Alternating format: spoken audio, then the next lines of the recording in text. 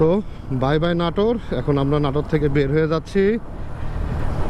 মোটামুটি রাত্রে একটা ফ্রেশ ঘুম হয়েছে। কালকে সারাদিন আমাদের যে রাইডটা হয়েছিল, সবাই মোটামুটি এই গরমে ক্লান্ত হয়ে পড়ছিল। রাত্রে একটা ফ্রেশ ঘুম দেওয়ার পরে সবার অবস্থা এখন অনেক ভালো। আর সামনে হয়তো বা গণভবনে আমরা ঢুকবো, এই জন্য সকাল সকাল বেরোইছি যে এখন একটা সময় কাটায়, তারপরে আমরা রিল্যাক্সে নীলফামারীর উদ্দেশ্যে বের হয়ে যাব। তবে আজকেও প্রচুর গরম আছে, প্রচুর গরম, সেটা বলার মতো না।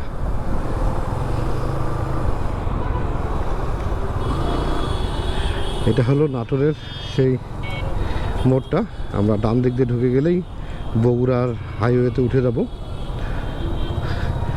এই রোডে এখন আমরা বগুড়া রোডে উঠে গেলাম।